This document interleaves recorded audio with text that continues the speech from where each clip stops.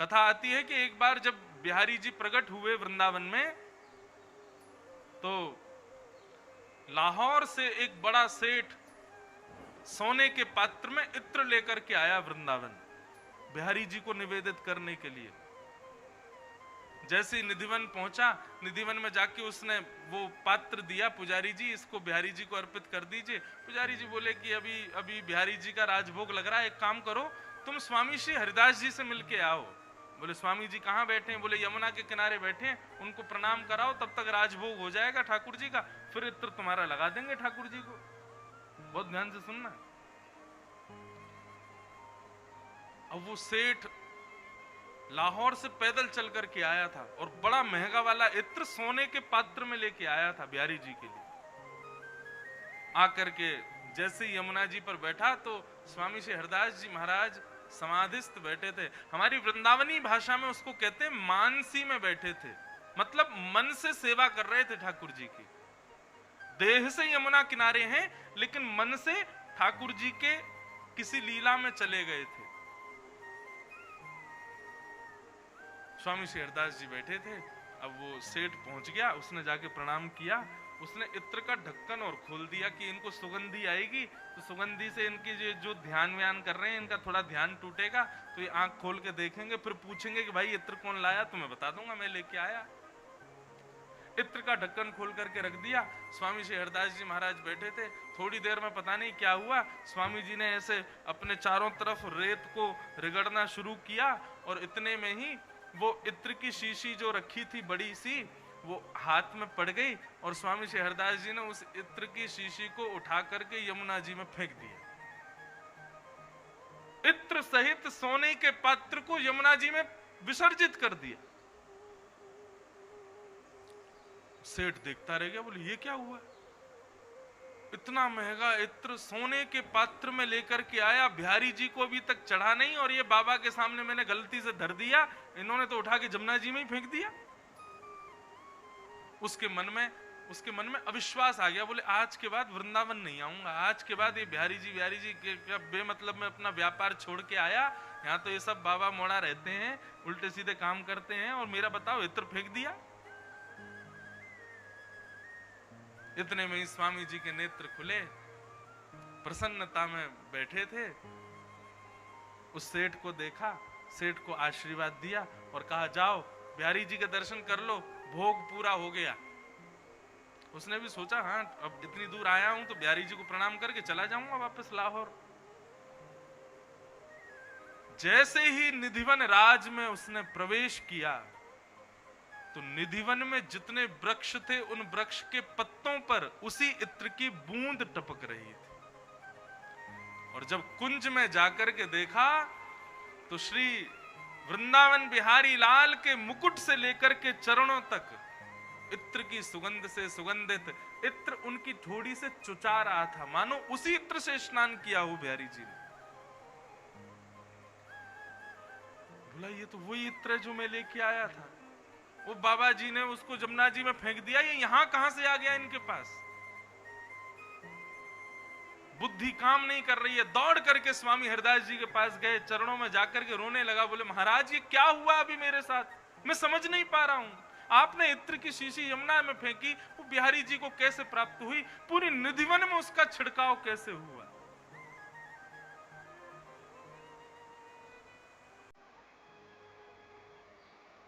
स्वामी श्री हरदास जी मुस्कुराने लगे और बार बार सेठ के सिर पर हाथ फेरने लगे। बहुत सावधानी से सुनो। और फिर स्वामी जी ने बताया, बोले अरे मैं देहते तो यहीं बैठा हूं यमुना जी पे, लेकिन मन से श्यामा श्याम होली खेल रहे मैं वहां चलो गए हो। तो आज कन्हैया ने ऐसा रंग डालो किशोरी जी पे, राधा रानी पे, तो राधा रानी ने मुंह से कही, बोले ऐसा रंग लेके आओ या कार्य को और कारो करूंगी। मैं रंग ढूंढ में निकलो, इतने में ही तेने इत्र प्रदान कर दियो। मैंने वो इत्र जाकर के राधा रानी को दे दिया और राधा रानी ने ठाकुर जी पे छिड़क दियो। वही इत्र तो को बिहारी जी पे छिड़को हुए दिखाई दी। ये है मानसी से, ये है अष्टांग योग की समाधि की परिणति। अरे कहां तक कहें, भगवान श्री राम जिस कुल में प्रकट हुए उस कुल का नाम क्या है? रघुवंश, राजा रघु।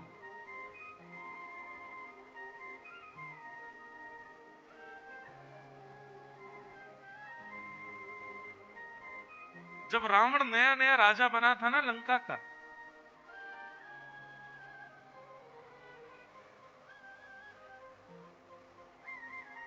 तो रावण ने दिग्विजय की, सारे बड़े बड़े राजाओं को, बड़े बड़े योद्धाओं को हरा दिया। एक दिन रावण अपने मंत्री से पूछता है कि क्यों, बताओ पृथ्वी पे कोई राजा बचा जो जिसको मैंने ना हराया हो? तब मंत्री ने बताया, बोले हाँ महाराज जी, एक राजा बचा है। बोले कौन? बोले उत्तर भारत के एक राजा हैं, उनका नाम है राजा रघु।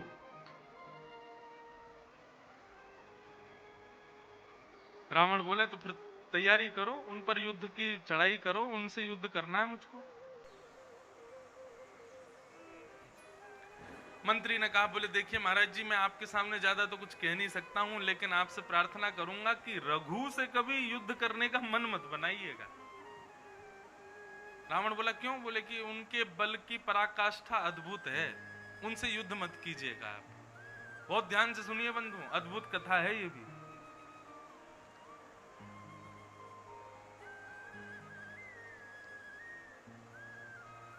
रावण को मना किया कि आप रघु से युद्ध करने का मन मत बनाइएगा। तो रावण बोला, ऐसी क्या बला है रघु जिससे मैं युद्ध नहीं कर सकता? तो मंत्री ने कहा, मैं आपको एक संकेत कर दूं कि आप युद्ध का मन बाद में बनाइएगा, एक बार जाके रघु के बल को देख करके आइए कि वो कैसे बलवान। रावण बोला ठीक है।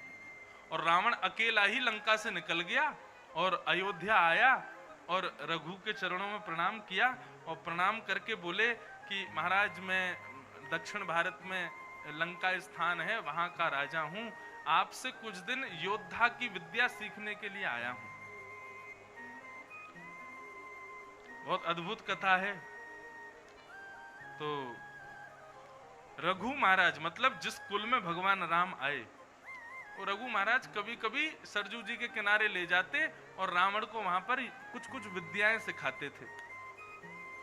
रावण सीखता था। एक दिन रावण ने निवेदन किया, बोले महाराज मेरी लंका चलो, मैं आपको अपनी लंका दिखा के लाऊं, कितनी सुंदर लंका, सोने की लंका, ऐसी लंका वैसी लंका, आदि आदि अपने बखान करने लगा, लंका ऐसी है। तो रघु महाराज बोले अच्छा। तुरंत रघु जी ने एक एक एक तिल्ली उठाई, एक सीख जैसी उठाई और सरजू जी के किनारे रेत में ही एक नक्शा बनाया और नक्शा बनाते बनाते बनाते बनाते पूर्ण करके रावण को बोले जरा देखना। रावण ने जैसे ही देखा बोले कि ये तो मेरी लंका का नक्शा है, आपको कैसे पता? रघु बोले बैठो। और फिर उन्होंने उंगली रख रख के बताया, यहाँ पे तुम सोते हो, यहाँ पे तुम खाते हो, यहाँ तुम्हारी पत्नी रहती है, यहाँ तुम्हारा भाई कुंभकर्ण सोता है, यहाँ पर तुम्हारा भाई विभीषण रहता है, यहाँ पर ये पूरी लंका का डायग्राम और लंका में इस समय क्या हो रहा है सब कुछ रघु महाराज ने रावण को बैठे बैठे दिखा दिया। रावण बोला ये विद्या मुझे सिखाइए। रघु बोले कि अब तुम ज्यादा जिद मत करो, ये सब करने के लिए बहुत बहुत पराक्रम होना चाहिए। रावण बोला नहीं नहीं, आपको आपको मुझे सिखानी पड़ेगी। अब थोड़ी बहुत कुछ बातचीत ऐसी हुई कि रघु का हाथ उसी नक्शे पर एक स्थान पर एक कोने पर रख गया और जैसे ही रखा तो रघु महाराज सिर पकड़े बैठे, बोले अरे राम में तो बहुत बड़ा अनर्थ हो गया। रावण बोला क्या हुआ? बोले गलती से ये थोड़ा सा तुम्हारे लंका का नक्शा मेरे हाथ से मिट गया है। तो बोले तो इससे क्या हुआ? बोले तुम्हारा इतना हिस्सा समुद्र में बह गया है अभी अभी। रावण बोला ये क्या देख रहा हूं मैं, वास्तव में बह गया। बोले जाके देखो। रावण दौड़ करके गया तो उतना हिस्सा सच में समुद्र में बह गया था। रावण ने बड़े बड़े योद्धाओं को बुलाया और बड़े बड़े ऋषियों को बुलाया, बोले रघु को कैसे हराऊं मैं? तब एक ऋषि ने बताया, बोले रघु को हराने के एक ही उपाय है। बोले क्या? बोले उनकी पत्नी का पातिव्रत धर्म है जो रघु की रक्षा करता है। यदि उनकी पत्नी का पातिव्रत धर्म टूट जाएगा, रघु उसी समय हार जाएंगे।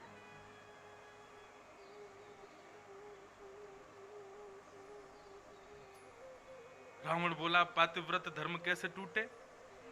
पातिव्रत धर्म का एक ही है कि पति के अलावा सब भाई बंधु हैं, उनके अतिरिक्त किसी के प्रति दृष्टि ना पड़ना, ये पातिव्रत धर्म था उनकी पत्नी का। बहुत ध्यान से सुनिएगा बंधु। तो रावण के पास में राक्षसी विद्याएं तो थीं। रावण ने अपनी एक राक्षसी विद्या से रघु का रूप धारण किया और रघु का रूप धारण करके अयोध्या में प्रवेश किया। रघु कहीं युद्ध करने के लिए या किसी आवश्यक कार्य से कुछ दिनों के लिए बाहर गए हुए थे और इसी अवकाश को जानकर के रावण रघु का रूप धारण करके अयोध्या में आ गया। बोले मैं रघु बन करके जाऊंगा और रघु की पत्नी के पातिव्रत धर्म को तोड़ दूंगा। तो रावण जैसे ही रघु का रूप धारण करके आए, सबने प्रणाम किया, जय जयकार होने लगी, महाराज रघु पधारे, सबने स्वीकार किया। लेकिन सभा विराम करके जैसे ही रावण अंतःपुर में गया जहां रघु की पत्नी बैठी थी, वहां जाकर के जैसे ही अंतःपुर में प्रवेश किया और रावण ने अपना मुकुट उतार करके रघु की पत्नी की ओर देखा तो पत्नी टकटकी लगा करके रावण की ओर देख रही थी। और जैसे ही समीप जाने का प्रयास किया तुरंत उन्होंने तलवार निकाल ली। बोले मैं सब जानती हूं तुम रावण हो, अपने रूप में आ जाओ। रावण बोला तुम कैसे पहचान गई कि मैं रावण हूं? मैं रघु हूं। अरे रावण क्यों बोलती हो मैं रघु हूं? बोले रघु के स्वरूप की पहचान है। बोले क्या? वो जब अपनी सभा पूरी करते हैं, सभा पूरी करने के बाद अयोध्या की रज को अपने माथे से लगा करके आते हैं, तुम्हारे माथे पे वो रज दिख नहीं रही है, इससे ये बात प्रमाणित होती है कि तुम रघु नहीं। कौन हो? अपने रूप में आ जाओ। और रावण अपने रूप में आया, बंदियों ने बंदी बना लिया। रघु महाराज को जैसे ही पता चला कि रावण ने इतना बड़ा दुष्कर्म किया, मेरी पत्नी का पातिव्रत धर्म तोड़ने का प्रयास किया, उसी समय रावण को सामने एक वृक्ष से बांध करके रघु महाराज ने बाण पर प्रत्यंचा चढ़ाई और रावण को मारने का प्रयास करने लगे। इतने में ही ब्रह्मा जी प्रकट हो गए। ब्रह्मा जी प्रकट होकर के कहते हैं भगवान आप इसको मत मारिए। बोले क्यों ना मारे? बोले कि अब पूरी कथा बताई। बोले जय विजय ही रावण और कुंभकर्ण के रूप में आए हैं और ये इनको मारने का अधिकार केवल और केवल भगवान राम का है, लेकिन आपके इस पराक्रम को देख करके भगवान ने अभी अभी सुनिश्चित किया है कि वे आपके ही वंश में राम बन करके आएंगे। और ये जो बाण आपने अभी धनुष पर चढ़ा रखा है, इस बाण को मुझे दे दीजिए, यही बाण सतयुग में राम जी चलाएंगे, इसी से ये मरेगा। तो वो बाण लेकर के ब्रह्मा जी चले गए और रावण को उस समय मुक्त कर दिया गया। फिर कहते हैं रावण ने इतनी तपस्या की, तपस्या करके ब्रह्मा जी को प्रसन्न किया। ब्रह्मा जी ने कहा वरदान मांगो। तो रावण ने कहा मेरी मृत्यु का बाण आपके पास रखा है, वो बाण मुझको दे दो। ब्रह्मा जी बोले अब जो मांगेगा सो देना तो पड़ेगा। तो रावण को वो बाण दे दिया और रावण ने वो बाण मंदोदरी को दे दिया। मंदोदरी के कक्ष में एक खंबे में उसको चिनवा दिया और मंदोदरी को कहा कि मेरे प्राण तुम्हारे कक्ष के इस खंबे में विद्यमान हैं, दुनिया की कोई ताकत मुझे नहीं मार सकती, केवल इसमें एक बाण रखा वो ही मुझे मारेगा। तो इसलिए तुम्हारा पति मैं भले जरूर हूं, लेकिन मेरे प्राण इसमें है, तो तुम रोज इसकी पूजा किया करो। तो मंदोदरी उसी खंबे की पूजा करती थी। जब राम रावण युद्ध हुआ, अनेक बाण मारे राम जी ने, लेकिन जब रावण का वध नहीं हुआ तब विभीषण ने आकर के कहा कि महाराज जी ऐसे नहीं मरेगा। तब पूरी कथा बताई। बोले आप जिस वंश में आए हैं उन्हीं महाराज रघु ने एक बार इसको मारने के लिए बाण चढ़ाया था, उसी बाण को ब्रह्मा जी लेकर के चले गए थे। तपस्या करके भैया ने वही बाण उनसे मांग करके मंदोदरी को दे दिया है। मंदोदरी के कक्ष में वो बाण है, जब तक वो नहीं आएगा तब तक ये नहीं मरेंगे। राम जी बोले कैसे होगा फिर ये काम? हनुमान जी बोले मुझे आज्ञा दीजिए, मैं अभी लेके आता हूं। तो हनुमान जी ने एक छोटे से बौने ब्राह्मण का रूप धारण किया, बटुक ब्राह्मण का, और ब्राह्मण का रूप धारण करके मंदोदरी के यहाँ पहुंच गए और मंदोदरी के यहाँ जाकर के रावण का गुणगान गाने लगे। मंदोदरी रो रही थी। हनुमान जी बोले, रो क्यों रही हो? अरे मेरे पति के इतने सर काट दिए, ये राम जो है बाण पे बाण मारे जा रहा है, मेरे पति के प्राण लिए जा रहा है। हनुमान जी बोले, लेकिन उसके प्राण थोड़ी निकलेंगे, तुम तो जानती हो ना वो बाण रखा है तुम्हारे पास में। हनुमान जी पूछना चाह रहे थे, बाण रखा कहां है? अरे तुम तो जानती हो बाण तुम्हारे कक्ष में रखा हुआ है, जब तक वो बाण तुम नहीं मिलेगा तब तक थोड़ी मरेगा वो। अरे हाँ हाँ हाँ विप्र देवता, आपने बढ़िया याद दिलाई, वो बाण तो मेरे पास ही रखा है। तो हनुमान जी बोले, अच्छा वो कहाँ है, वो खंबा दिखाओ जरा, हम भी थोड़ी उसकी पूजा कर जाएं। मंदोदरी बोली, हाँ आइए आइए, यही खंबा है। इतने में हनुमान जी प्रचंड हो गए, एक मुस्तिक मारी, खंबा तोड़ के बाण लेके उड़ के गए, सीधे राम जी को दे दिया। बोले मार दो, और उसी बाण का संधान करके रावण का वध कर दिया। तो ये मैं किस स्थिति में ये कथा सुना रहा था? समाधि। रघु महाराज की समाधि कैसी थी? रघु महाराज की ध्यान कैसा था कि वो बैठते थे अयोध्या में और वहां चाहकर के यदि लंका का नक्शा बना के एक हाथ फेर देते ना तो लंका वहीं डूब जाती। ऐसी समाधि, ऐसी ध्यान रघु महाराज का था।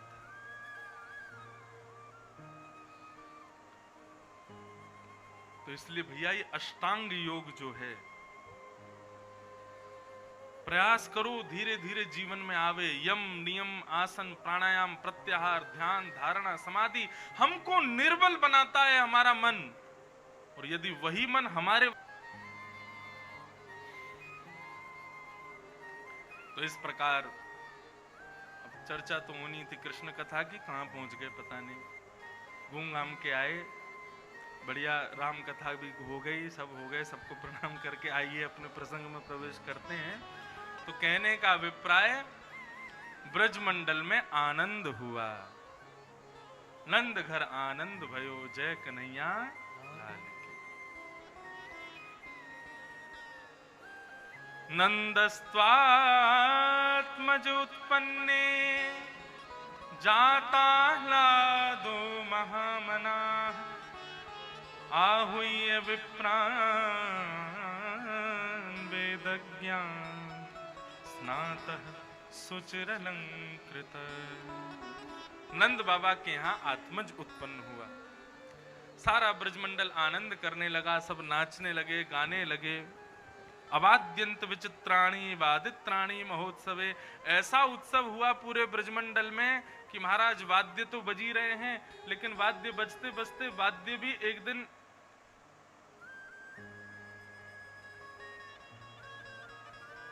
असहज हो गए, बजने योग्य नहीं बचे। तो महाराज जो हाथ में थाली पड़े, करताल पड़े, कोई भी आवाज निकालने वाली वस्तु पड़े, ब्रजवासी उसी को बजा रहे हैं और उत्सव मना रहे हैं। पूरे ब्रजमंडल में उत्सव मन रहा था, लेकिन इतने में ही महाराज कंस ने राक्षसों की पूरी सेना बुलाई और सेना बुला करके कहा कि भैया मेरे शत्रु कृष्ण ने कहीं जन्म लिया है, उसको ढूंढो। तब राक्षसों की सेना में पूतना ने महाराज कंस को आश्वासन दिया कि आप ये कार्य मुझे दीजिए, मैं जाकर के आपके शत्रु को ढूंढ करके लाऊंगी। और पूतना भगवान के शत्रु, पूतना कंस के शत्रु को खोजने के लिए निकली। अब बहुत ध्यान से सुनिए सब लोग, बहुत सावधानी से सुनिए।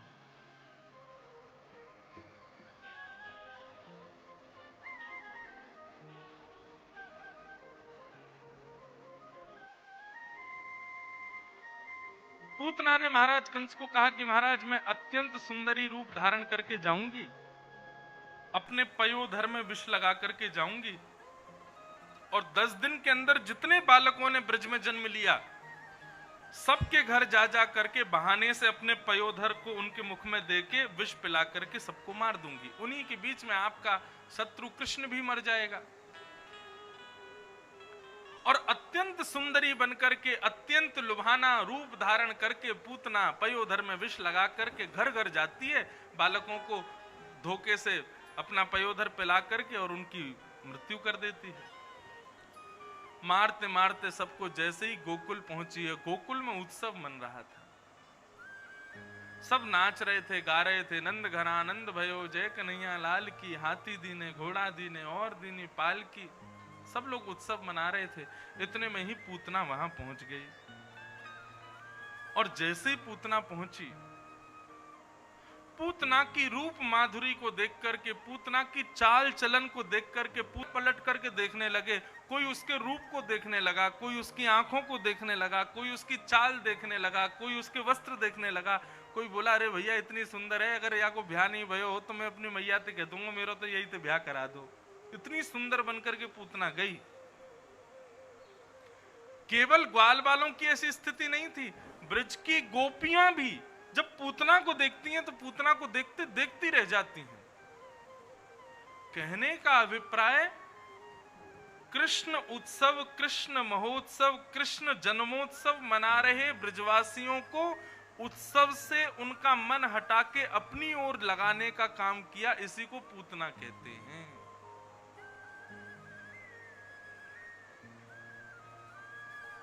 अविद्या।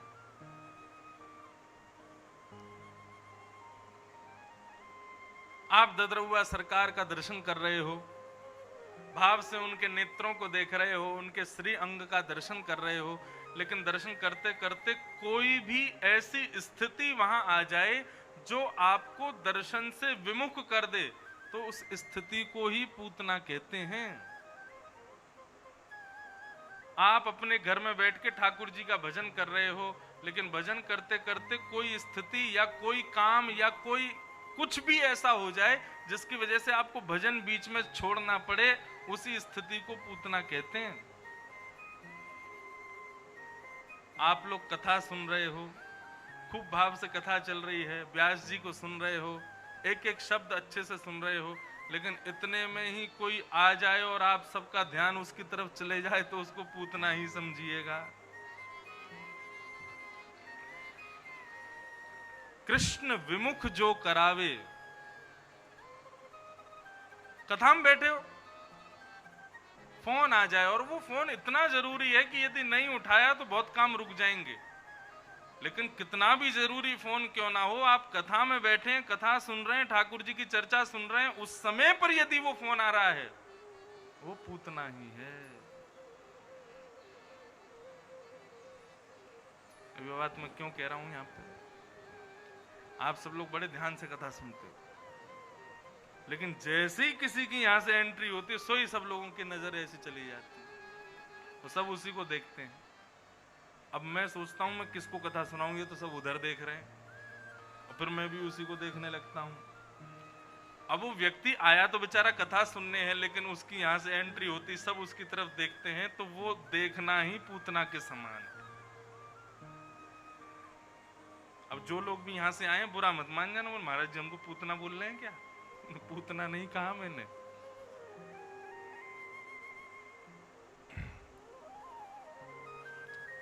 कहने का केवल एक ही अभिप्राय है, जो बात, जो क्रिया, जो स्थिति, जो व्यवस्था आपको कथा से एक क्षण के लिए भी विमुख करे, वो पूतना है।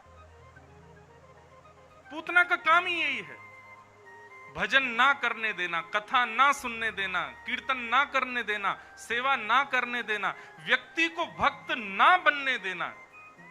उसके लिए पूतना कितनी भी जरूरी से जरूरी काम के रूप में आपके पास आ सकती है। इसलिए हमारे शास्त्र आज्ञा करते हैं, सतम विहाय भोक्तव्यम सहस्त्रम स्नानमाचरेत, लक्ष्य विहाय दातव्यम कोटिम तक्त्वा हरिम भजेत। 100 काम छोड़ करके भोजन करना चाहिए। यदि भोजन करते समय 100 काम आ जाएं तो उनको छोड़ो, पहले भोजन करो। सहस्त्रम स्नानमाचरेत, 1000 काम छोड़ के स्नान करना चाहिए। स्नान करते समय यदि 1000 काम आए, सबको छोड़ो, पहले नहाओ। लक्ष्य विहाय दातव्यम, दान करने का समय है और उस समय 1,00,000 काम भी आए तो सबको छोड़ो, पहले दान करो। और कोटिम तक्त्वा हरिम भजेत। हरि की कथा सुनने का समय है, हरि की भजन करने का समय है, और उस समय यदि 1 करोड़ काम भी आए तो उनको छोड़ो, पहले कथा सुनो। आज हमारे एसडीएम साहब इतनी बढ़िया बात बता रहे थे कथा से पहले। बोले महाराज जी मैं तो अपने कई परिचित अधिकारियों को फोन ही नहीं कर रहा हूं कि कहीं वो आ ना जाएं, आएंगे तो फिर मुझे उठ के जाना पड़ेगा, उनको देखना पड़ेगा, रिसीव करना, और उतनी देर के लिए कथा थोड़ी देर मेरे कान से चली जाएगी और मुझे बड़ा दुख होगा।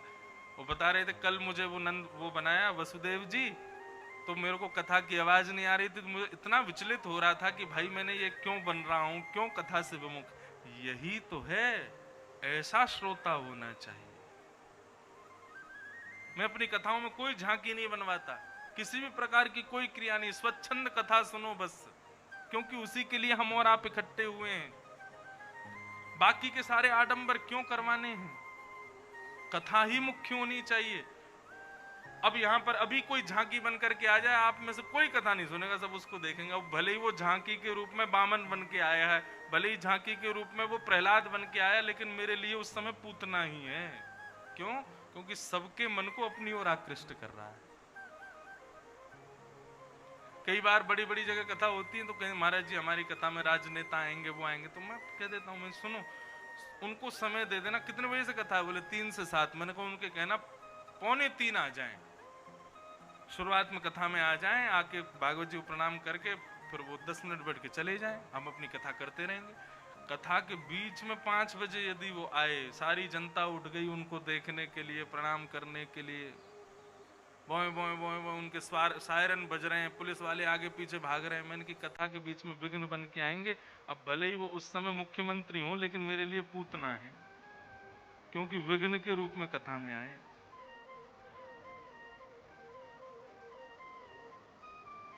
अब इस दिन की कथा सुनने के बाद में अधिकतर जब भी कथा होती है ना, तो लोग पहले ही आके कथा में बैठ जाते हैं, कहीं हम पूतना नहीं बन जाएं। तो बीच में आएंगे तो फिर सबका ध्यान हमारी तरफ जाएगा।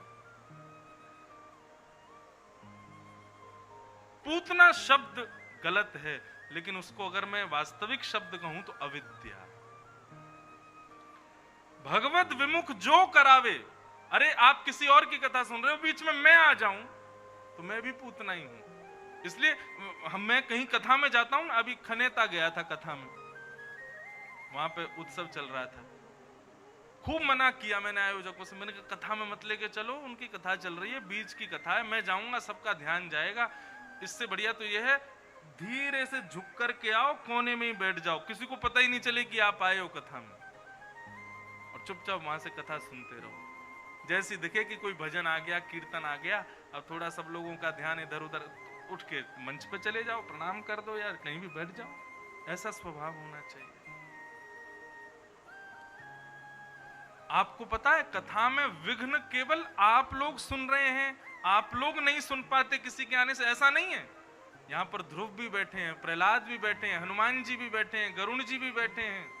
जब कथा होती है 33 कोटि देवता एक क्षण के लिए ही सही आते जरूर हैं कथा सुनने के लिए, और उसी क्षण में यदि कोई आ जाता है व्यवधान बन के और उनको कथा नहीं मिल पाती, तो वो भी नाराज होकर चले जाते हैं। बोले बताओ हम तो कथा सुनने आए थे, लेकिन यहाँ तो कुछ और ही चल रहा है, यहाँ तो कोई आ गया, वरिष्ठ आ गया, उसके स्वागत के लिए कथा रोक दी इन्होंने।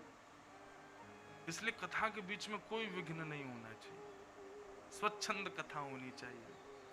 कोई व्यक्ति भी आवे तो सामान्य धीरे से झुक के आया, कोने में ही बैठ गया, कथा सुनने लगा, उससे उसकी भी खूबसूरती लगती। देखो कितना बढ़िया आदमी, इतने बड़े पद पर है, लेकिन चुपचाप आके बैठ गया है कि कोई विघ्न ना हो।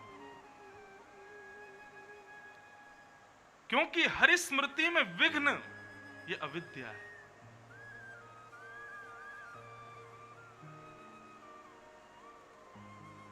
पूतना आ गई,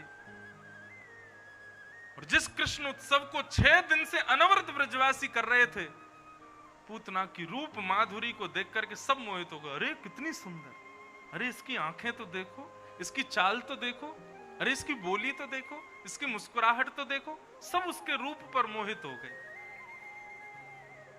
यही है पूतना का मतलब। जो कृष्ण भक्ति से हमको हटाए, वो पूतना।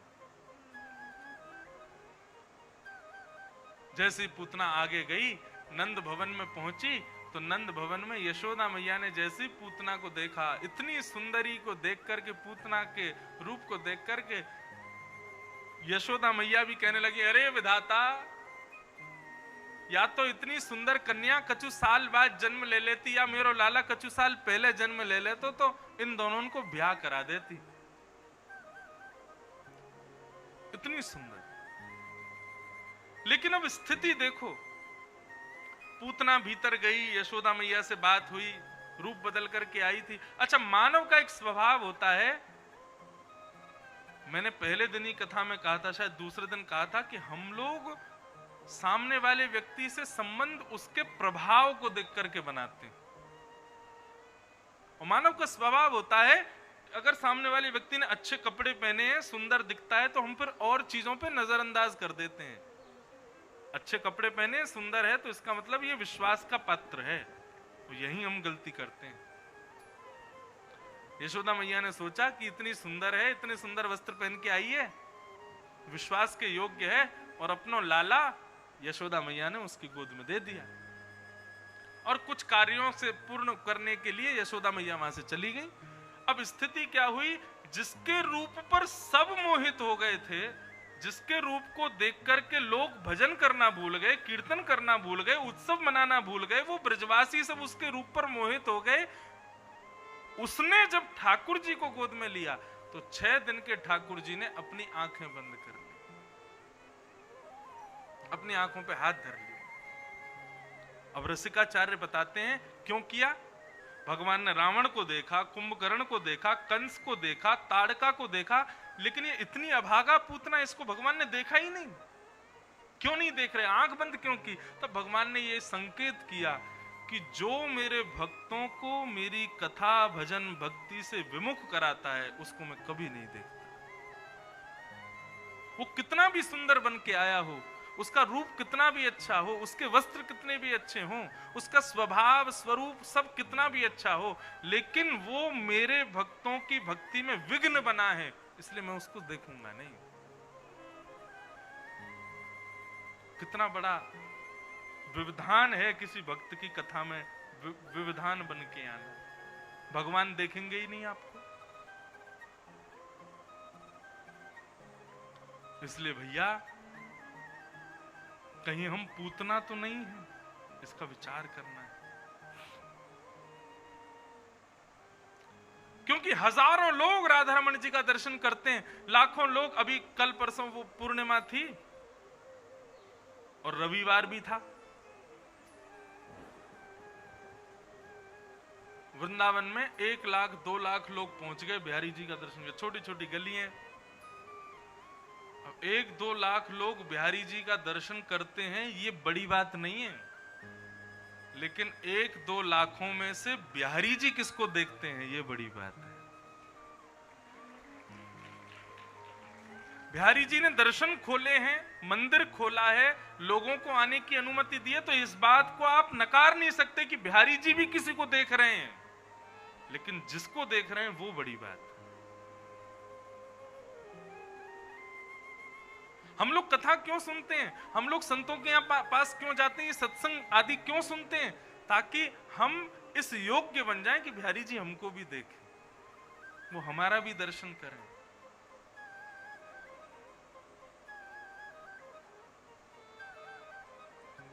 हमसे पूछो, हम बिहारी जी दर्शन करने कम जाते हैं? इसलिए जाते हैं कि इन हजारों में बिहारी जी शायद मुझे देख लें, शायद हमको भी देख लें, बिहारी जी हमको देखें। उसके लिए तो ये कथा हम सुनते हैं, स्वयं को सुधारने का प्रयास करते हैं, संत जनों के ऋषि जनों की वाणियों का पालन करते हैं, ताकि हम ऐसे बन जाएं कि बिहारी जी हमको भी देखें। पूतना का कितना बड़ा अभाग्य, सुंदरता में कोई कमी नहीं, रूप के लावण्य में कोई कमी नहीं, वस्त्रों में कोई कमी नहीं, लेकिन ऐसा सौंदर्य, ऐसे वस्त्र, ऐसा लावण्य किस काम का, जहां ठाकुर जी तुमको नहीं देख रहे। भगवान ने पूतना को नहीं देखा। इसलिए भैया, सबसे प्रार्थना, कभी भी किसी के भक्त की भक्ति में विघ्न मत बनना। यदि विघ्न बने, ठाकुर जी फिर आपको देखेंगे नहीं, आपका त्याग कर देंगे। और इससे बड़ा, इससे बुरा हमारे लिए कुछ नहीं हो सकता कि ठाकुर जी अपनी नजरों में हमको गिरा लें। क्योंकि मैं देखता हूं कई युवा आते हैं कथा में, देखो या तो युवा आएंगे नहीं कथा में, और यदि युवा कथा में आते हैं तो बुजुर्ग तो क्या भक्ति करेंगे, युवा ऐसी भक्ति करते हैं कि घर वाले उनके परेशान हो, महाराज जी क्या कर दिया आपने, ये तो बिल्कुल ही वैसा हो गया है, ऐसा हो गया है। अरे तुमको क्यों दिक्कत हो रही है? कहीं कहीं माता पिता परेशान है कि हमारे बच्चे बिल्कुल भक्ति नहीं करते, और कहीं कहीं इसलिए परेशान है कि बहुत ज्यादा ही करते हैं। अगर वो भक्त है तो और उसके सहायक बनो, विघ्न मत बनो उसके भक्ति में, क्योंकि विघ्न ही पूतना है, भक्ति का विघ्न पूतना। तो पहला कारण कि भगवान ने पूतना को नहीं देखा वो ये है कि पूतना विघ्न बनकर के आई है भक्तों के जीवन में। और दूसरा कारण कि भगवान ने पूतना को नहीं देखा वो ये है कि पूतना को राक्षसी बनाया भगवान ने, कुरूपणी बनाया भगवान ने, बुरी बनाया भगवान ने, लेकिन आज भगवान के सामने सुंदरी बन के आई है। जैसा भगवान ने बनाया वैसी नहीं आई है। कहने का अभिप्राय समझे, मेरे अंदर कोई दोष है, मेरे अंदर कोई अवगुण है, मेरे अंदर कोई कमी है, तो उन कमियों को, अवगुणों को, दोषों को भगवान ने मुझे दिया है।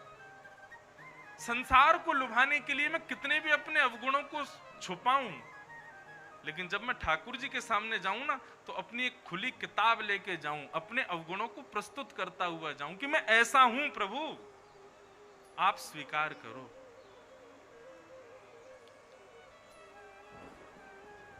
संसार मेरे प्रति रीझ जाए, सब मेरे को देख के आनंदित हो जाएं, इसके लिए हम लोग क्या करते हैं, अपने अवगुणों को छुपाते हैं, उनके ऊपर परत लगा लेते हैं कि कहीं मेरी कमी ना दिख जाए, मेरी कोई गलती ना दिख जाए, मेरे अंदर के कोई अवगुण ना इसको दिखाई दे जाए।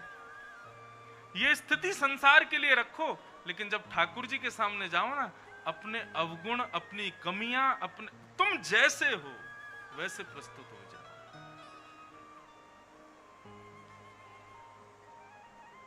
आप सबके देखने के लिए और संसार के लिए एक व्यास हूं मैं, लेकिन अगर मैं बिहारी जी के सामने भी व्यास बन के गया ना, तो बिहारी जी के लिए पूतना ही हूं मैं। बोले अच्छा, रूप बदल के आया मेरे सामने, वास्तव में कौन है तू? इंद्रेश है, तू भी एक बालक है, तू भी किसी का बेटा है, तू भी किसी का भाई है, तेरे अंदर भी कमियां हैं, तुमको वैसे ही जाना है ठाकुर जी के सामने। तो पूतना को ना देखने के बहुत सारे कारण, लेकिन मुझे ये दो कारण प्रिय लगते हैं। पहला, पूतना को भगवान ने इसलिए नहीं देखा क्योंकि वो विघ्न बन के आई है भक्तों के जीवन में। और दूसरा कारण कि भगवान ने पूतना को नहीं देखा वो इसलिए क्योंकि जैसी है वैसी नहीं गई है, रूप बदल करके गई है। यहां रूप बदलने का मतलब श्रृंगार से मत लीजिएगा आप कि हम श्रृंगार करके भगवान के सामने खूब जाओ श्रृंगार करके। रूप बदलने का मतलब अंदर से जैसे हो उसको बदल के मत जाओ, वैसे ही जाओ जैसे हो।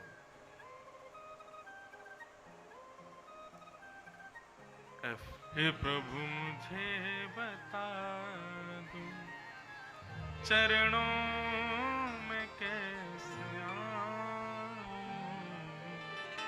हे प्रभु मुझे बता, अच्छा हूं या बुरा हूं, जैसा भी हूं तुम्हारा, ठुकराओ ना मुझे अब चरणों में सर झुका। बंधु एक बात कहें, ये अच्छे बुरे का भेद, सुंदर कुरूप का भेद, लंबे छोटे का भेद, धनवान निर्धन का भेद, ये हम संसार के लोग करते हैं, ठाकुर जी कभी नहीं करते। जात पात पूछे नहीं को, हरि को भजे सो हरि को। ठाकुर जी कभी ये भेद नहीं देखते। यदि भगवान ने ये भेद देखा होता तो भगवान हनुमान जी को अपने प्रिय भक्त के रूप में कभी स्वीकार नहीं करते। वो तो बानर हैं, ना रूप अच्छा ना बुद्धि अच्छी। वैसे तो हनुमान जी हमारे बड़े बढ़िया हैं, कहीं ददर हुआ हनुमान जी गदा नहीं घुमाते मुंह पे, बोले अच्छा बेटा बुरा बोल लो मैं। लेकिन अगर देखा जाए, हम मानवीय दृष्टि में देखा जाए, भगवत दृष्टि में वे बानर नहीं है। भगवत दृष्टि में वे कुरूप नहीं है, हम मानवों की दृष्टि में हैं। ये सारी कुरूपताएं, सुंदरताएं, बुरे हैं, काले गोरे, धनवान निर्धन, ऊंचे छोटे, बड़ी जात छोटी जात, ये सब हमारी दृष्टि है, ठाकुर जी की नहीं है। ठाकुर जी सबको समभाव से देखते हैं और बल्कि उससे अतिरिक्त प्रेम करते हैं, जो अपने आप को जैसा है वैसा दिखा दे ठाकुर जी को, मैं ऐसा ही हूं प्रभु। कोई छुपा नहीं रहा हूं खुद को, किसी भी प्रकार से ढकने का प्रयास नहीं कर रहा हूं। मैं अपनी कथा में कहा करता हूं, हमारे श्री कृष्ण वंशी बजाते हैं। क्यों बजाते हैं? अब छेद होना, पोलापन होना, ये अवगुण माना जाता है हम मानवों की दृष्टि में। वंशी पोली होती है, वंशी में छिद्र होते हैं।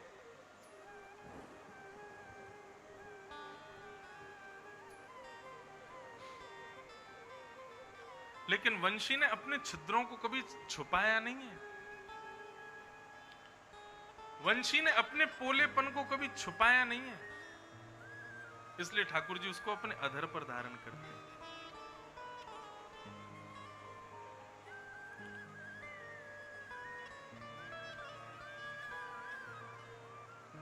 अपने अधर पर धारण किया। पूतना स्वयं को छुपा करके आई है, सुंदरी बनकर के आई तो भगवान ने उसको देखा नहीं। पूतना ने जैसे अपना पयोधर भगवान के मुख में दिया, भगवान ने उसके समस्त पयोधर के विष को पिया, उसके दुग्ध को पिया, उसके समस्त रस तत्वों को पिया, और सबको पीते पीते पीते पीते पीते पीते ठाकुर जी ने अंत में प्राण शमम रोष समन्वितो पिबत, जैसे ही पूतना के प्राणों को पीना शुरू किया। अब देखो यहां पर बात सुनो, पूतना के पयोधर के विष को पिया, बात समझ में आती है, विष लगा के आई है। पूतना के दुग्ध को पिया, ये बात भी समझ में आती है। पूतना के शरीर के रस तत्वों को पिया तो मां के दुग्ध में शरीर का तत्व ही तो आता है, उसको पान किया। पुण्यों को पिया और पापों को पिया। ठीक है, पाप पिए ये भी समझ में आता है, लेकिन पूतना के पुण्य पिए, मतलब पूतना ने भी कोई पुण्य किया था इसका मतलब। अच्छा एक बात और बहुत ध्यान से सुनिएगा, भगवान पाप और पुण्यों को पी क्यों रहे हैं, ये बात नोट कर लीजिएगा। यदि पुण्य बचेंगे ना हमारे तो हमको स्वर्ग मिलेगा मृत्यु के समय पर। यदि पुण्य ज्यादा होंगे तो स्वर्ग मिलेगा, पाप ज्यादा होंगे तो नरक मिलेगा। भगवान कब मिलेंगे? जब पाप और पुण्य दोनों शून्य हो जाएंगे। जब तक शून्य नहीं होंगे पाप और पुण्य, तब तक भगवान नहीं मिलेंगे। हम पृथ्वी पर क्यों आए हैं पता है? क्योंकि हमारे भीतर पाप भी 50% है और पुण्य भी 50% है। अब संग के हिसाब से जैसा हम संग करते हैं, जैसे लोगों के संग रहते हैं, खाते पीते हैं, उससे जो हमारा बढ़ने लग जाता है, पाप बढ़ जाता है तो हम पापी कहलाते हैं, पुण्य बढ़ जाता है तो हम ही महात्मा कहलाते हैं। लेकिन अंतिम जब समय आवे, भगवत प्राप्ति का जब विषय उत्पन्न हो, भगवान को प्राप्त करना है, तो उसके लिए पुण्य और पाप दोनों शून्य होने चाहिए, जीते जी नहीं, मृत्यु के बाद। ये बात भगवान नृसिंह समझाते हैं प्रहलाद को श्रीमद् भागवत। तो नृसिंह भगवान से प्रहलाद पूछते हैं तो पाप और पुण्य शून्य कैसे होंगे? तब भगवान कहते हैं उपस्थित भोगों को भोगने से पुण्य शून्य होते हैं और असहाय लोगों की सहायता करने से पाप शून्य होते हैं। उपस्थित भोग मतलब ठाकुर जी 3 समय की रोटी दे रहे हैं, पत्नी बच्चे बढ़िया घर दे दिया है, सीधा सीधा खाते हैं पीते हैं रहते हैं, ये है उपस्थित भोग। ज्यादा उसमें भोजन के लिए और ज्यादा अपने नाम प्रतिष्ठा वैभव के लिए ज्यादा प्रयत्नशील जो व्यक्ति नहीं रहता, वो उपस्थित भोग भोगता है। ठीक है, बढ़िया रोटी सब्जी चल रही है, दाल पानी बढ़िया चल रहा है, बच्चे भी सब ठीक हैं, लेकिन उसको फिर भी लग रहा नहीं मुझे और बड़ा बनना है, और अच्छा करना है, और ये करना है वो। ये एक प्रकार से अति भोग भोगने का विषय है, उपस्थित भोग भोग। उपस्थित भोग भोगने से पुण्य धीरे धीरे धीरे धीरे समाप्त होते हैं, और असहाय लोगों की सहायता करने से पाप समाप्त होते हैं। जब इस प्रकार व्यक्ति रहने लगता है, उसके पुण्य पाप दोनों शून्य हो जाते हैं। भगवान कहते हैं तब मेरी प्राप्ति होती है।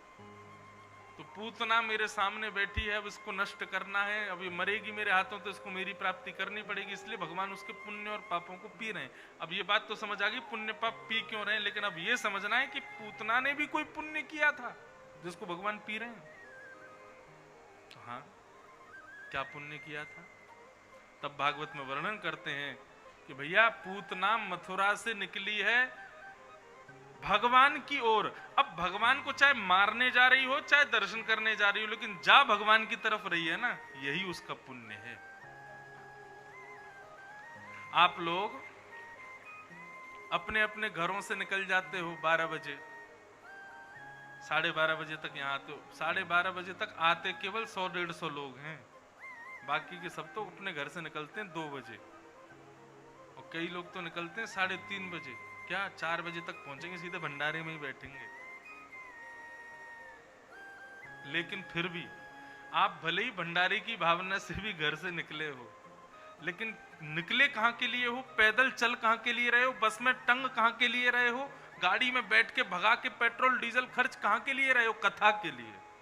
तो आपका अपने घर से यहां आना पुण्य ही माना जाएगा, चाहे किसी भी रूप में आप आओ। भगवान ने पूतना के पुण्यों को पिया, पापों को पिया। अब यहां तक भी बात समझ आती थी, लेकिन फिर उसके बाद क्या कहते हैं? गाढ़म कराभ्याम भगवान प्रपिड्य तत् प्राण समम रोष समन। अंत में भगवान ने पूतना के प्राणों को पिया। अब सारे विद्वान बैठ गए लेकर के, बोले भगवान प्राण पी रहे हैं? अरे कोई पुण्यात्मा के प्राण पीते, कोई धर्मात्मा के प्राण पीते, कोई तपस्वी के प्राण पीते, पूतना के प्राण पी रहे हैं। उसका नाम है पूतना। पूतना, पूत माने पवित्र, ना माने जो नहीं है। पूतना राक्षसी है, बालकों को मारती है, काम भी अच्छा नहीं, नाम भी अच्छा नहीं, जाति भी अच्छी नहीं, राक्षसी है। भगवान के पास आने का आशय भी अच्छा नहीं, मारने के लिए आई है, दर्शन के लिए नहीं आई है। ऐसी पापनी पूतना के प्राणों को भगवान पी रहे हैं। ये बात समझ नहीं आई। तब श्रीमद जगत गुरु श्री वल्लभाचार्य जी महाराज बताते हैं, बोले अरे भगवान पूतना के प्राण नहीं पी रहे, तो फिर किसके प्राण पी रहे? बोले भैया ये पूतना भगवान से पहले कम से कम 1000 बालकों को मार करके आई है। भगवान मन में विचार कर रहे हैं 6 दिन पहले हमारा जन्म हुआ है, पूरा विश्व इस तिथि को जन्माष्टमी के रूप में मनाएगा, लेकिन कभी आगे इतिहास में कथाएं होंगी तो बताया जाएगा पूतना ने 1000 से ज्यादा बालक मार दिए। और महाराज मेरी जन्माष्टमी की तिथि ब्रजमंडल का सबसे काला दिन माना जाएगा, ये 7 दिन के। क्यों? बोले इतने सारे बालकों को पूतना ने मारा था अष्टमी से लेकर के 6 दिन तक। ठाकुर जी बोले ये तो पुण्य तिथि है, ये तो शुभ तिथि है, ये कहीं दूषित तिथि ना हो जाए, इतने सारे बालकों को हत्या का कलंक कहीं अष्टमी को ना लग जाए। इसलिए ठाकुर जी ने पूतना के अंदर जितने बालकों को वो मार के आई है उन सब के प्राणों को निकाल करके पी के उन सबको पुनः जीवित कर दिया। प्राणे समम रोष समन्वितो पिबत। श्रीमद वल्लभाचार्य जी महाराज सुबोधनी टीका में कहते हैं कि ठाकुर जी ने उन बालकों के प्राण निकाले पूतना के भीतर से जितनों को ये मार के आई है, और उन सबको पुनः जीवित कर दिया। क्यों? वो बालक कोई और थोड़ी भगवान के सबरे सखा बनने वाले हैं। 3 साल बाद उन्हीं के संग ऊधम मचाना है ठाकुर जी को, उन्हीं के संग माखन चोरी करनी है, उन्हीं के संग गैया चराने जाएंगे, और उन्हीं को ये पूतना मार के आ गई है। भगवान ने उनको पुनः जीवित किया। पूतना के प्राण नहीं पिए, उनके बालकों के प्राण पिए। जैसे ही भगवान ने गाढ़म कराभ्याम, जोर से पूतना के भीतर से प्राण निकालने प्रारंभ किए। पूतना घबराने लगी, बड़े बड़े दांत निकल के बाहर आ गए, कुरूपणी हो गई, राक्षसी रूप धारण कर लिया। अरे बालक छोड़, अरे बालक छोड़, अरे बालक छोड़। समुंच मुंचाल मति प्रभाषणी, जोर जोर से चिल्लाने लगी पूतना। हमारे पूज्य पिताजी महाराज कहते हैं कि जब पूतना कह रही थी ना, अरे बालक छोड़, अरे बालक छोड़, अरे बालक छोड़, तो नन्हे से 6 दिन के कन्हैया पूतना के पयोधर से मुख हटा के बोलते हैं, मौसी जी हम तो जाकू पकड़ लें, फिर वाकू ठिकाने लगा के छोड़ें। तो पूतना के प्राण भगवान ने नहीं निकाले, बोले 6 दिन का बालक बोल रहा है, ये देख करके पूतना को अटैक ही आ गया। बोले 6 दिन का बालक बोल रहा है, हम जाकू पकड़ लें, वाकू ठिकाने लगा के ही छोड़ें। और पूतना का विशाल देह असंख्य बगीचों को अपने नीचे चूरन बनाते हुए गिर पड़ा और पूतना के प्राण निकल गए। बोलो पूतना मर्दन भगवान की जय। पूतना का वध किया भगवान ने। सारे ब्रजवासी दौड़े दौड़े गए, सबने देखा इतनी बड़ी राक्षसी पड़ी है। उसके ऊपर जाकर के देखा तो भगवान पयोधर पे लेटे हैं।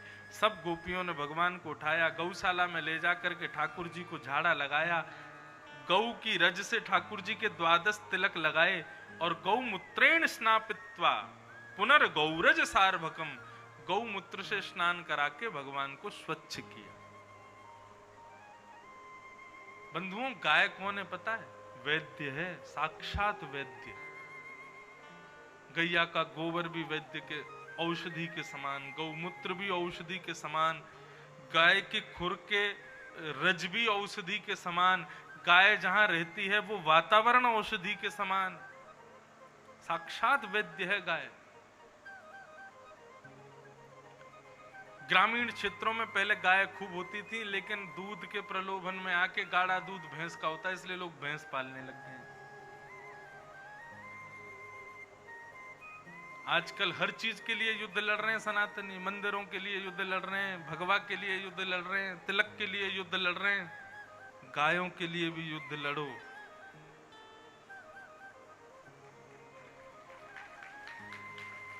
सात लोग सनातन को प्रतिभाषित करते हैं। गोवी ही विप्रैश्च वेदैश्च सतीभिः सत्यवादिभिः अलुब्धा दानशीलश्च सप्तैते धार्यते मही। 7 कौन कौन? तो गोवी ही सबसे पहले गाय, विप्रैश्च ब्राह्मण, वेदैश्च वेद पुराण आदि, सती भी पतिव्रता नारी, सत्यवादी भी सत्य बोलने वाले, अलुब्धा लोभ रहित व्यक्ति, दानशीलश्च दानी व्यक्ति। ये 7 लोग यदि सुरक्षित हैं तो पृथ्वी का कोई बाल बांका नहीं कर सकता। ये कोरोना महामारी पूरी पृथ्वी पर आई है, ये इस बात का द्योतक है कि पृथ्वी सुरक्षित नहीं है। और पृथ्वी सुरक्षित नहीं है इसका मतलब ये 7 डगमगाए हुए हैं। जब तक ये 7 व्यवस्थित नहीं होंगे पृथ्वी सुरक्षित नहीं। इसलिए बंधुओं, गाय को मुख्यता प्रदान करो। हमारे किसान भाई लोग जो गाय का दूध विक्रय करते हैं, जो दूध विक्रय करते हैं, ऐसे भाई लोग प्रयास करो ज्यादा से ज्यादा गैया ही घर पे रखो, अपने यहां बांधो, भैंसों को नहीं। सब जीवों का सम्मान है, लेकिन गाय जीव नहीं है, गाय हमारी मां है। मां के रूप में उसको स्वीकार करो। महाभारत के अनुशासन पर्व में इतनी सारी बातें गायों के लिए लिखी है, वो सब सुनाऊंगा तो फिर 4 यहीं बच जाएंगे। लेकिन गायों की सेवा करो। गाय से जिसको प्रीति है, ठाकुर जी को उससे प्रीति है। बस इतनी बात।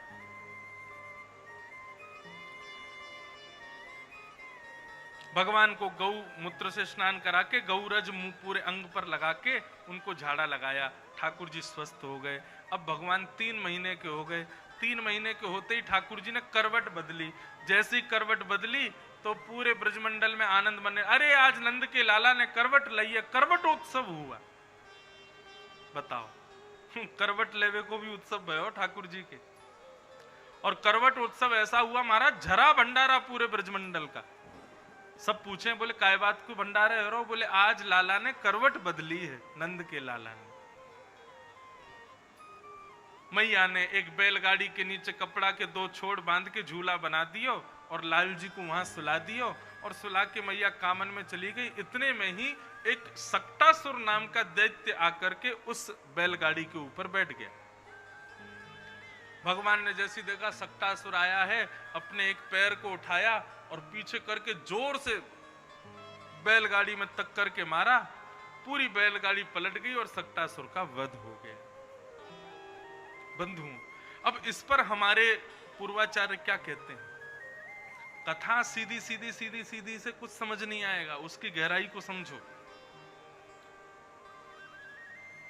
बैलगाड़ी को कहते हैं सकट। क्या बोलते हैं? सकट। बैलगाड़ी में कितने पहिए? 2 पहिए। बैलगाड़ी चलती कब है? जब आगे बैल बंधा हो, और फिर वो चलती है तो उससे फायदा क्या होता है? बोले सारा परिवार उस पर बैठ करके एक क्षेत्र से दूसरे क्षेत्र चला जाता है। अब सकट भंजन लीला कैसी है? बोले कि भैया देखो, बैलगाड़ी में 2 पहिए होते हैं, दोनों पहिए समान होने चाहिए। एक पहिया छोटा दूसरा पहिया बड़ा होगा तो बैलगाड़ी जब चलेगी तो लचक लचक के चलेगी। इसका मतलब ये सकट, ये बैलगाड़ी क्या है? हम आपका सबका जीवन है ये बैलगाड़ी। उसके 2 पहिए कौन हैं? पति और पत्नी। गृहस्थ आश्रम है बैलगाड़ी, और उसके 2 पहिए हैं पति पत्नी, दोनों समान होने चाहिए। एक ज्यादा एक कम होगा, बैलगाड़ी ठीक नहीं चलेगी। उसके ऊपर जितने बाल बच्चे बैठे हैं, मतलब गृहस्थ आश्रम में, वो सब सफर करेंगे तो बेचारे बार बार उछलते रहेंगे, मटकते रहेंगे। क्यों?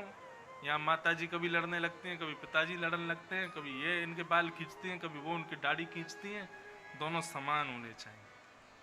जब समान होंगे तब बैलगाड़ी सुखद यात्रा चलेगी, मतलब गृहस्थ आश्रम सुखद रहेगा। अच्छा, दोनों समान हैं, पूरा परिवार ऊपर बैठा है, लेकिन बैलगाड़ी तब तक नहीं चलेगी जब तक वृषभ यानी कि बैल आगे ना हो। और वृषभ को हमारे यहाँ शास्त्रों में धर्म का रूप कहा गया। वृषभ के 4 चरण होते हैं, धर्म के 4 पैर। क्या क्या? सत्य, दान, दया और पवित्रता। यानी कि गृहस्थ आश्रम जीने वाले लोगों को, पति पत्नियों को 4 चीजों का विशेष ध्यान देना चाहिए। सत्य, दान, दया और पवित्रता। इन 4 का ध्यान देंगे तो इसका मतलब धर्म उनके गृहस्थाश्रम को चलाएगा। लेकिन ठाकुर जी ने जिस सकट को पलटा था, वो सकट कैसा था? बोले एक तरफ पहिया आधा टूटा हुआ था, आगे वृषभ बंधा नहीं हुआ था। इसका मतलब जिनके गृहस्थ आश्रम में एक छोटा एक बड़ा होता है, और सत्य, दान, दया, पवित्रता 4 चरण वाले धर्म को जो आगे नहीं रखते हैं, ऐसे सकट को, ऐसे गृहस्थाश्रम जीने वाले भगवान, ऐसे गृहस्थाश्रम जीने वालों के गृहस्थाश्रम रूपी सकट को ठाकुर जी पाद प्रहार से भंजन कर देते हैं। ये है सकट भंजन लीला। समझ में आई? थोड़ी सी, थोड़ी थोड़ी आई है, लेकिन बहुत अच्छी है ये कथा। भगवान ने सक्टासुर का वध किया, सकट भंजन किया। अब थोड़ी सी रसगुल्ला वाली कथा आ रही है, क्योंकि अब ठाकुर जी थोड़े से और बड़े हो रहे हैं। अब ठाकुर जी 1 साल के है गए, और जैसे 1 साल के भय, मैया ने आज लाला के जन्मदिन पर, अष्टमी पर, ठाकुर जी के पैरन में नूपुर बांधे हैं, छोटे छोटे छोटे छोटे नूपुर, पायल। अब मैया ताल बजा रही है, और वह ताल को सुनकर के ठाकुर जी अपने पैर ऊपर नीचे करें, छुम छुम करके वो पायल बजे, ठाकुर जी नृत्य कर रहे हैं। आकाश में 33 करोड़ देवता इस दर्शन को देख करके दंडवत प्रणाम कर रहे हैं। ब्रजमंडल की समस्त गोपियां नंद भवन में जाकर के देख रही हैं, नन्हे से कन्हैया नाच रहे हैं और यशोदा मैया ताल देकर के लाला को नचा रही है। ठाकुर जी की अब धीरे धीरे लीला शुरू भई। यशोदा मैया लाला को नचावे, ठाकुर जी ठुमुक ठुमुक के नाचे।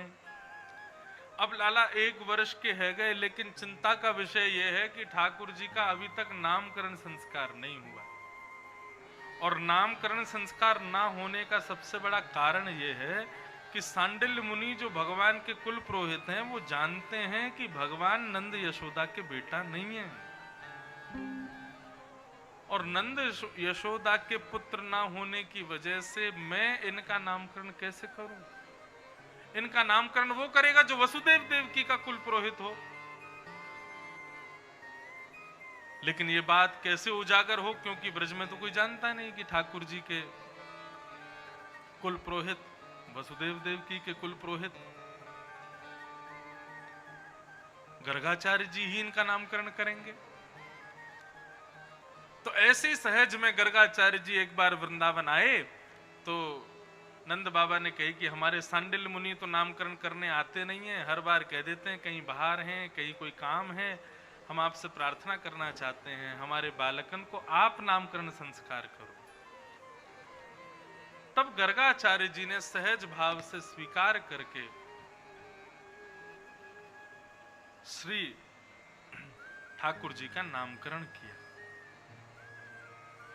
और भगवान का नाम क्या रखा गया? शुक्ले रक्तस्तथा पीत इदानीं कृष्णतां गतः। मां, आपके या लाला के बहुत सारे नाम हैं, गुण के हिसाब से अलग अलग नाम हैं, कर्मों के हिसाब से अलग अलग नाम हैं, परंतु आपका ये लाला कभी शुक्ल वर्ण का था, कभी रक्त वर्ण का था, कभी श्वेत वर्ण का था, इस वक्त ये कृष्ण वर्ण का है, इसलिए मैं इसका नाम कृष्ण रखता हूं। बंधुओं, कृष्ण शब्द का अर्थ क्या होता है? वैसे तो कृष्ण वर्ण को कहा जाता, वर्ण मतलब रंग। भगवान का वर्ण कैसा है? कृष्ण, यानी कि सांवला, हल्का काला। लेकिन वास्तव में यदि आप पूछें कि महाराज जी कृष्ण वर्ण होता कौन सा है, तो एक संत बता रहे थे कि भैया पृथ्वी में जितने भी रंग हैं, उन रंगों को यदि घोल दिया जाए तो जो रंग निकल के आएगा वही कृष्ण रंग है। पृथ्वी के सारे रंगों के समूह को यदि मिला दिया जाए तो कृष्ण रंग प्रकट होगा। वो काला नहीं होगा, सांवला भी नहीं होगा, कुछ मध्य का अलग ही होगा, वो कृष्ण है। परंतु कृष्ण शब्द का तात्विक अर्थ क्या है? तो कृषि कहते हैं किसान को, लेकिन केवल किसान को कृषि नहीं कहते, पृथ्वी पर रहने वाले जीवात्मा को कृषि कहते हैं। जो पृथ्वी से जीता है। यदि पृथ्वी अन्न ना दे, पृथ्वी जल ना दे, पृथ्वी यदि हमको सब सामग्री ना दे तो हम मर जाएंगे। हमारा जीवन पृथ्वी से है, इसलिए हम सब कृषि हैं।